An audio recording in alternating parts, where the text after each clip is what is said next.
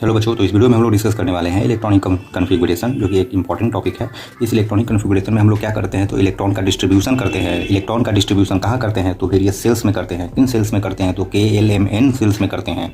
किस फार्मूला का यूज करके करते हैं, तो 2n² जो फार्मूला हम लोग पढ़े हैं बहुत बड़ी मॉडल में, है ना, उसको यूज करके हम लोग करते हैं।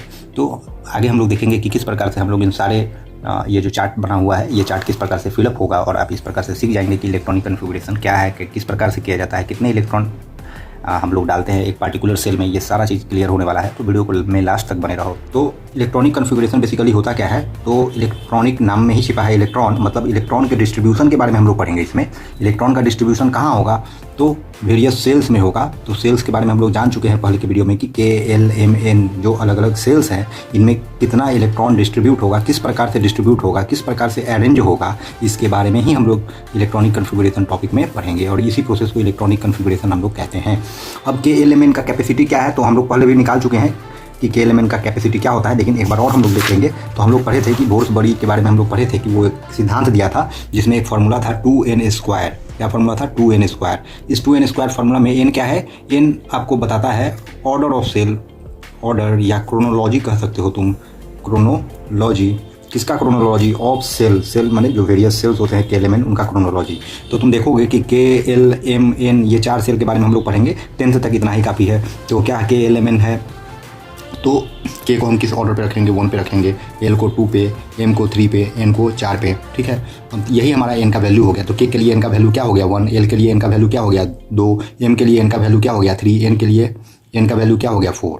अब हम सबसे पहले देखते हैं कि K का मैक्सिमम कैपेसिटी क्या है, K में हम कितना इलेक्ट्रॉन्स रख सकते हैं। तो फार्मूला क्या है हमारा, 2n²। यहाँ पर N की जगह पर हम क्या डालेंगे, 1 का स्क्वायर। अब क्या हो जाएगा, 2 × 1, तो क्या हो जाएगा 2।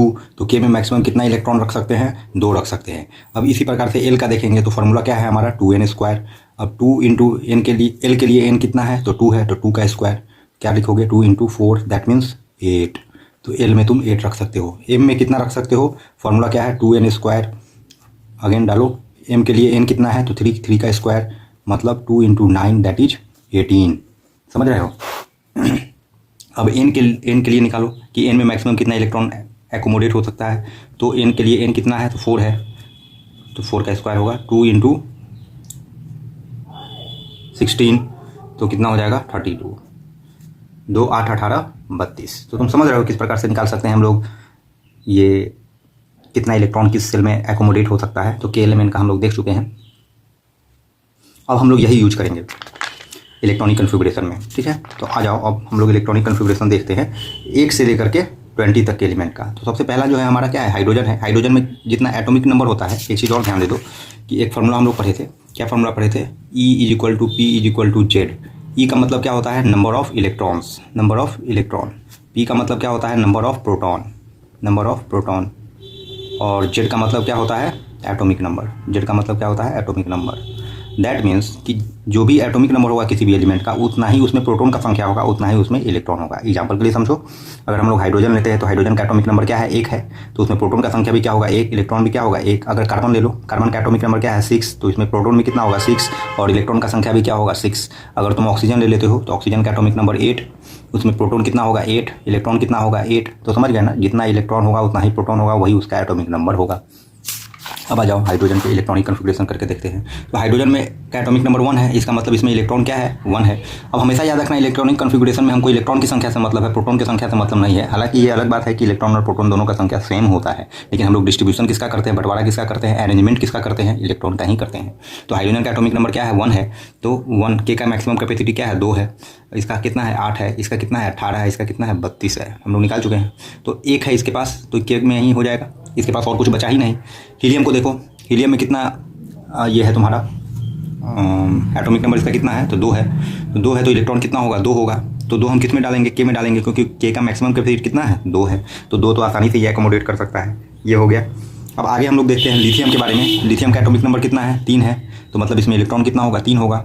लेकिन K में मैक्सिमम हम कितना रख सकते हैं, 2। बच कितना जा रहा है, 1 को किस में डालेंगे, L में डालेंगे, ये हो गया। बेरिलियम को देखो, बेरिलियम का एटॉमिक नंबर कितना है, 4। K में मैक्सिमम कितना रख सकते हो, 2। बचा कितना, 2 को किस में डालोगे, L में। समझ रहे हो ना। बोरॉन को देखो, समझ रहे हो तो लाइक करो, शेयर करो, सब्सक्राइब करो।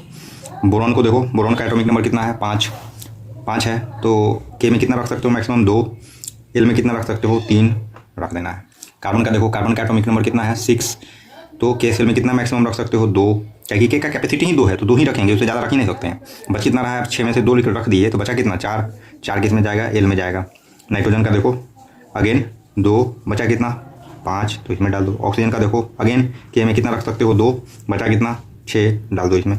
फ्लोरीन का देखो 9 होता है, एटॉमिक नंबर 9 है तो इलेक्ट्रॉन कितना होगा 9, तो 2 इसमें डालोगे 7 इसमें डालोगे। नियोन में आ जाओ, नियोन का एटॉमिक नंबर 10 है तो 2 यहाँ डालोगे और 8 यहाँ डालोगे एल में।